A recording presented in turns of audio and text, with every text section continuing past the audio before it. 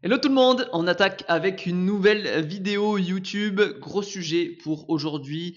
On va voir comment reprendre progressivement et quelles sont les étapes clés d'une reprise d'activité physique après ton opération sleeve bypass. Donc reste bien jusqu'à la fin de cette vidéo. Je vais te délivrer à la fin toutes les astuces et les points clés à mettre en place pour réussir cette opération. On se retrouve bien sûr sur Equiom, la chaîne spécialisée dans la réussite de ton opération. On est parti, gros sujet aujourd'hui, let's go, on met ses baskets. Pas de pratique aujourd'hui, mais on va parler du sujet sport, activité physique et reprise. C'est parti. Donc on va découper cette vidéo en 3 grandes parties qui sont pour moi les 3 grandes parties sur lesquelles tu dois être attentif et dans lesquelles tu vas passer de toute façon avec ton opération. Donc la première partie, c'est la phase de préparation qui dure entre 6 mois et 1 an, voire un peu plus pour certaines personnes. Parce qu'il y a déjà beaucoup d'examens médicaux, on ne va pas rentrer dans le détail aujourd'hui, mais c'est surtout important d'avoir ce temps-là pour bien s'y préparer et mettre en place les premières habitudes pour ta réussite. Et donc du coup, on parlera un peu plus précisément de l'activité physique. Qu'est-ce qu'il faut faire? Deuxième partie, on est sur la phase de perte de poids. Et donc la phase de perte de poids, ou je dirais plutôt la phase de perte de gras. Si tu suis mes vidéos, tu sais de quoi je parle. Et dans cette étape 2, on va aller jusqu'au poids de forme. Donc la perte de poids est progressive par palier et plus on se rapproche du poids de forme, plus la pente est douce et c'est bien normal. Et donc progressivement, on va rentrer sur une phase de stabilisation qui est la plus longue et la plus importante. Et donc ce sera la troisième phase et on conclura cette vidéo par les points essentiels à retenir pour maintenir une activité physique sur le long terme. Donc première étape, premier chapitre, c'est la pré-opération, comment bien s'y préparer. Je vois une erreur qui est souvent répandue, c'est que souvent les personnes attendent de perdre du poids pour reprendre une activité physique et je les comprends parce que avec du surpoids, de l'obésité, c'est difficile de se mouvoir, c'est difficile de faire exercice. Surtout lorsqu'ils ne sont pas adaptés, on va peut-être reprendre la course à pied, on va se blesser, ça va être très difficile, on va être essoufflé, on va s'arrêter au bout de quelques mètres. Et donc si on n'emploie pas les bons outils, la bonne méthode pour reprendre une activité physique adaptée, on peut vite se décourager. Et donc on va se dire, je vais attendre encore un petit peu de perdre du poids, ce sera beaucoup plus facile pour moi de reprendre. Donc si tu te retrouves dans ce cas-là, regarde bien cette vidéo parce qu'elle va être aussi utile. Voilà, le but c'est pas que tu t'auto-sabotes et que tu dises mince pourquoi j'ai pas fait ça avant, mince pourquoi je suis pas tombé sur Hugo et cette vidéo. Non, c'est pas le but. On prend la situation au moment T et on commence l'activité physique le plus rapidement possible. C'est juste une optimisation que tu aurais pu faire. Mais si tu es dans ce cas-là, commence dès maintenant pour avoir le plus de résultats possible. Donc si toi, à l'heure d'aujourd'hui, tu n'es pas encore opéré, tu es la phase de préparation, sur la phase initiale qu'on a abordée, donc tu as toutes tes chances de ton côté pour optimiser la réussite de ton opération, c'est-à-dire l'opération en elle-même, mais surtout la suite. Et donc ce que je t'encourage à faire sur cette phase de préparation, c'est de commencer déjà à ancrer ton habitude de pratiquer de l'activité physique régulière. Attention, une activité physique régulière ne veut pas dire tous les jours, mais plusieurs fois par semaine. Moi, ce que je recommande, 3-4 fois par semaine, c'est déjà largement suffisant. Et ce que je te conseille, c'est que si à l'heure d'aujourd'hui, tu as des douleurs, tu as un excès de poids qui t'empêche de bouger parce que tu es très essoufflé dès que tu es en mouvement, de commencer de manière progressive. Vas-y doucement, un petit peu de marche quotidienne, des petites séances un peu plus longues 2 ou 3 fois par semaine, ou du vélo, ou du tapis de course, ou de l'elliptique. Choisis une activité douce au début qui va te permettre de remettre un petit peu le pied à l'étrier. Mais ce que je te conseille et de faire le plus rapidement possible, c'est de commencer du renforcement musculaire. Et c'est de là que les séances d'activité physique que moi je propose, tu peux en retrouver sur YouTube avec mon accompagnement. Tu peux aussi te rediriger vers des associations ou des maisons sport santé autour de chez toi qui te proposeront des séances d'activité physique adaptées à tes capacités et qui va te permettre de reprendre en douceur avec les bons mouvements pour ne pas te blesser ou te dégoûter. Parce que oui, on ne parle pas assez du dégoût de l'activité physique ou certaines personnes que j'ai en entretien et qui me disent Hugo, franchement, je suis allergique et jamais je me mettrai à faire du sport. C'est pas pour moi. L'objectif, quand tu as ce discours, c'est de comprendre d'où ça vient. Et souvent, c'est lié à des expériences plutôt désagréables, difficiles dans le passé, que ce soit à l'école, au collège, au lycée, ou même un peu plus récemment avec, par exemple, une expérience dans une salle de sport où tu t'es senti exclu, ou en difficulté, ou des regards malveillants. Et donc cette expérience-là, cette sensation-là, à ce moment-là, te fait dire j'ai plus du tout envie de le ressentir. Et donc si je veux éviter cela, je vais bannir l'activité physique de mon quotidien ou de ma vie tout simplement. Donc il faut savoir que cette idée ancrée dans ta tête est fausse. C'est juste que tu as été confronté à des situations difficiles pour toi, mais ces situations peuvent être adaptées, changées pour que tu redéfinisses, que tu améliores, comme l'alimentation, cette relation à l'activité physique. Parce que à l'heure d'aujourd'hui, et je le vois au quotidien avec les femmes que j'accompagne, si c'est fait de la bonne manière, qu'il y a un bon environnement, quelqu'un qui t'accompagne et qui te propose des bons exercices, tu verras que tu prendras du plaisir dans ta pratique. Tu auras envie et tu vas te languir d'avoir ta séance à la fin de la journée. Et même au bout d'un moment, tu vas sentir le manque de cette pratique d'activité physique. Et c'est le must et c'est vers quoi il faut aller pour maintenir une activité physique sur le long terme. Donc sache que si tu le fais de la bonne manière, tu vas aimer faire de l'activité physique. Et ça, quelles que soient tes capacités, quel que soit ton passé, tout le monde peut prendre du plaisir avec une activité physique. Pas forcément tous la même, tout le monde est différent, mais il y en a tellement à l'heure d'aujourd'hui que tu trouveras celle qui te correspond. Et puis l'opération est aussi fait pour ça, c'est que le fait de perdre du poids, de perdre du gras, c'est aussi une grande aide pour être moins essoufflé, pour être plus mobile, pour avoir moins de douleur. Et si tu enlèves tous ces facteurs, automatiquement ça va accentuer aussi ton plaisir dans ta pratique, tu vas devoir aussi vite évoluer et donc c'est assez gratifiant pour maintenir sur le long terme. Et donc pour conclure, qu'est-ce qui est important pendant cette phase de préparation à l'opération? C'est de reprendre de manière progressive, sans douleur, en adaptant les exercices, une activité physique adaptée. Donc dans tes mouvements du quotidien, avec un petit peu de marche, peut-être prendre les transports en commun au lieu de la voiture, se garer loin sur des parkings, prendre les escaliers, plein de petites choses au quotidien qui, avec l'effet cumulé, aura des grands bénéfices. De notre côté, mettre en place une activité sportive basée sur le renforcement musculaire, parce que le but de l'opération, c'est que tu arrives le plus musclé possible. Parce que plus tu arrives musclé, moins le taux de masse musculaire descendra bas après l'opération.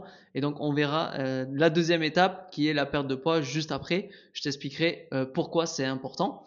Donc, c'est des exercices qui peuvent être à la maison, en salle de sport, dans une association, mais qui stimulent réellement le muscle. Donc pour les plus connus, ça va être des squats, des fentes. On va travailler aussi le haut du corps avec des haltères, des élastiques, des exercices comme ça qui vont te permettre de vraiment d'accroître ta masse musculaire pour bien préparer l'opération. Et le dernier point important, c'est plus tu démarres tôt, plus tu as de chances aussi d'ancrer des habitudes sur le long terme, de trouver ton rythme. Et donc ça va être super important aussi pour la suite. On arrive ici à la deuxième étape après la phase préparatoire et donc on arrive à l'opération. De l'opération jusqu'à la phase de stabilisation du poids. Dans cette période-là, je vais le séquencer en deux phases. La première phase, c'est le premier mois post-op. Donc généralement, c'est de ton opération au premier rendez-vous à un mois, généralement avec ton chirurgien pour qu'il valide que tout va bien, tout est bien cicatrisé et que tu as repris un petit peu d'énergie et qu'il n'y a pas de complications. Donc dans cette phase-là, ce que je te conseille et ce qui est grandement recommandé, c'est de faire essentiellement de la marche et donc de reprendre progressivement. Ne cherche pas à faire une demi-heure, trois quarts d'heure de marche à 3 jours post-op. C'est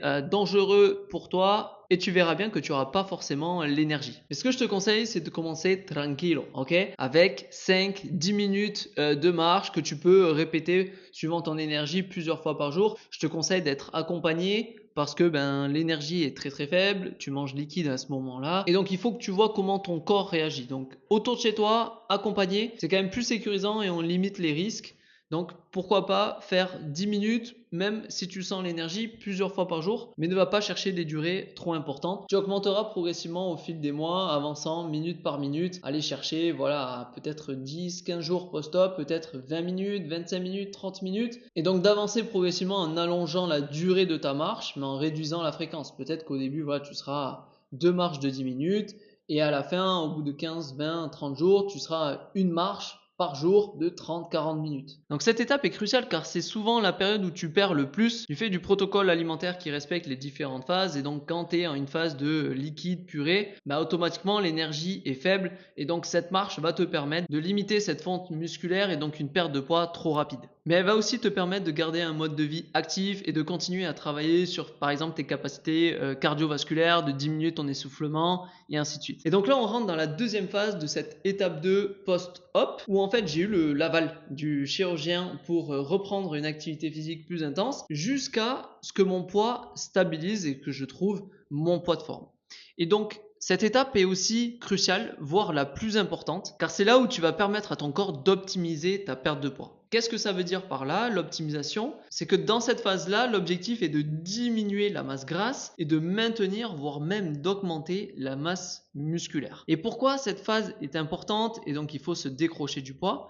Parce que le but, c'est pas de faire la course au poids et de descendre le poids le plus rapidement possible et de te dire yes, j'ai atteint en 6 mois mon poids de forme. Ça, c'est problématique parce que si tu cherches une perte de poids rapide et que tu descends rapidement, c'est sûrement que tu as du gras et du muscle avec. Et là, pourquoi c'est important que je te dise ça? C'est que plus ton corps est musclé lorsque tu atteins ton poids de forme, plus tu as de chances derrière de garder un poids stabilisé sur le long terme. Et pourquoi c'est super important? Parce que entre une personne qui est non musclée et une personne musclée, la personne musclée qui est assise ou qui dort, et sachant qu'on est de plus en plus sédentaire, qu'on dort 7-8 heures par jour, elle va consommer beaucoup plus d'énergie lorsqu'elle est au repos. Donc si tu comprends bien le cheminement, c'est plus j'ai de muscles, plus j'ai de chances derrière de maintenir mon poids de forme sur le long terme et de manière plus facile. Et là on parle pas de l'effet du renforcement musculaire sur la peau, sur ta silhouette, sur ta santé de manière générale. Et c'est le cocktail de tous ces bénéfices qui va te dire j'ai réussi mon opération, je me sens bien dans mon corps, je peux faire toutes les activités que je veux, je peux profiter de mes enfants, je peux aller dans des parcs d'attractions, je peux aller en montagne, faire des randonnées et ainsi de suite. Et donc pourquoi je te dis ça? Parce que c'est les situations que je retrouve le plus souvent chez les femmes que j'accompagne. Parce que quand on a bataillé pendant des années pour perdre du poids et qu'on voit sur les premières semaines, les premiers mois et qu'on voit descendre le poids de manière rapide, eh ben on n'a pas envie que ça s'arrête. On n'a pas envie que ça se ralentisse. On a envie d'atteindre ce poids de forme le plus rapidement possible, quitte même à avoir ces petites kilos de sécurité parce que je sais que je vais en reprendre quelques-uns après l'opération. Tout ça fait que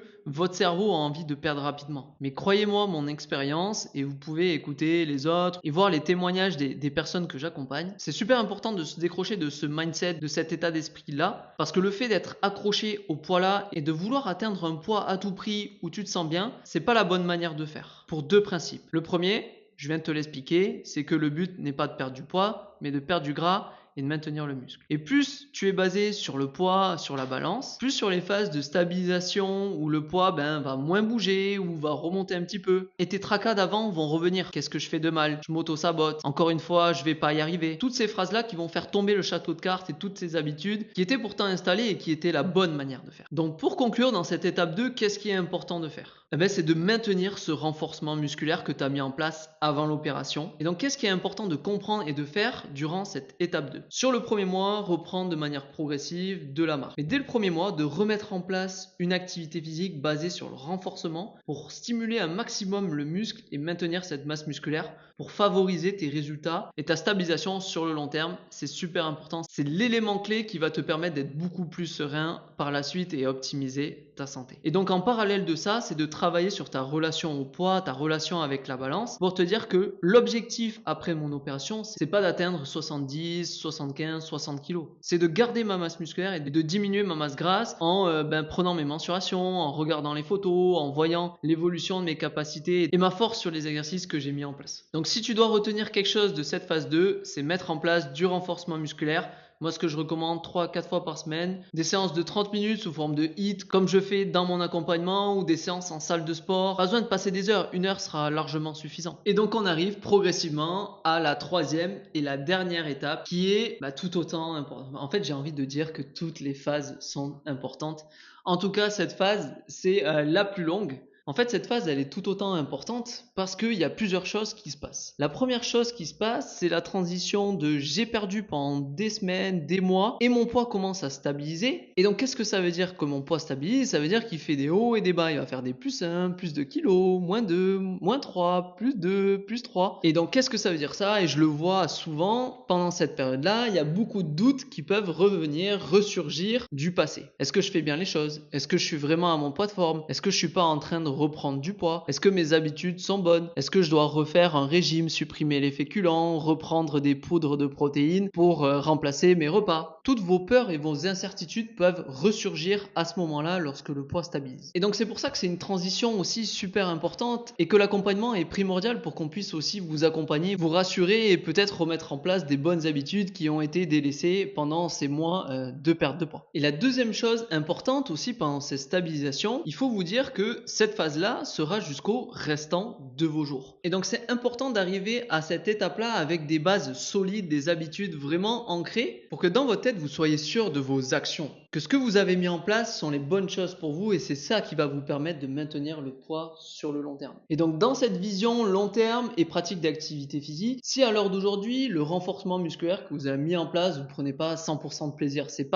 vous ressentez que c'est pas votre activité, ce que je conseille généralement, c'est de diminuer un petit peu les séances d'activité physique. Il faut toujours en garder un petit peu parce que c'est bénéfique pour votre santé, pour votre corps et pour votre maintien de la masse musculaire. Mais ce que je recommande aussi, c'est d'aller diversifier progressivement sa pratique avec de nouvelles activités. Et on va pas se le cacher, quand on a perdu 10, 20, 30, 40 kilos, voire plus, on est plus à l'aise, on a plus confiance en nous, on est aussi plus musclé et donc on a plus de capacité, et bien ça permet de prendre plus de plaisir ou d'être plus à l'aise dans des activités qu'on s'interdisait dans le passé. Et donc ça c'est super important sur une vision long terme d'aller chercher des activités, on peut aller chercher du pole dance, de l'équitation, du running, il n'y a aucune limite. Et au final ça permet de trouver son activité et de prendre du plaisir et de maintenir les bénéfices sur long terme. Mais attention, je ne suis pas en train de dire de lâcher à 100% le renforcement musculaire. Parce qu'il est essentiel de le garder pour vos muscles et n'oubliez pas que le renforcement musculaire va vous aider aussi à performer dans votre nouveau sport de prédilection. Tous les grands sportifs à l'heure d'aujourd'hui font du renforcement musculaire pour les aider à performer dans leur spécificité. Donc si on conclut cette vidéo avec les différentes étapes. Première étape, mettre en place des habitudes avec l'activité physique, avec un emploi du temps qui nous correspond.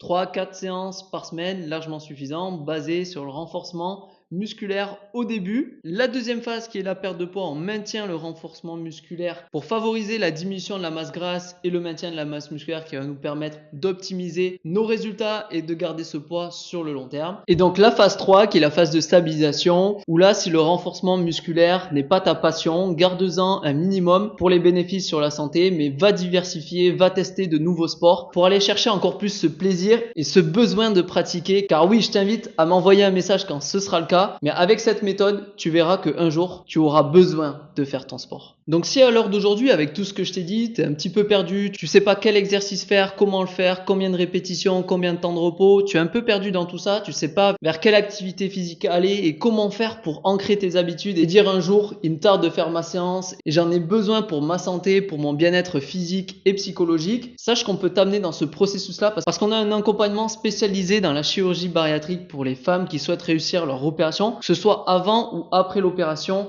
avec des séances adaptées, une communauté aussi bienveillante, un environnement où tu te sens bien sans être jugé et ça aussi une grande différence. Donc si tu souhaites mettre en place une activité physique sur le long terme adaptée à tes capacités qui va te permettre de réussir cette opération, je te laisse commenter go en dessous de cette vidéo. Donc voilà pour cette vidéo, si tu penses que ça va t'aider dans ton parcours et dans cette reprise d'activité physique, n'hésite pas à mettre un pouce bleu et à t'abonner et on se retrouve la semaine prochaine pour une nouvelle vidéo. Bye bye.